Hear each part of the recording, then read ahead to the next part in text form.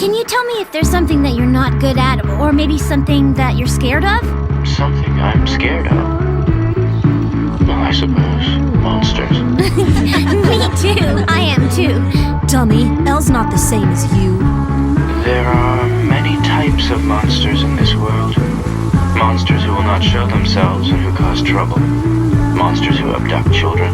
Monsters who devour dreams. Monsters who suck blood. And monsters who always tell lies. Lying monsters are a real nuisance. They are much more cunning than other monsters. They pose as humans, even though they have no understanding of the human heart.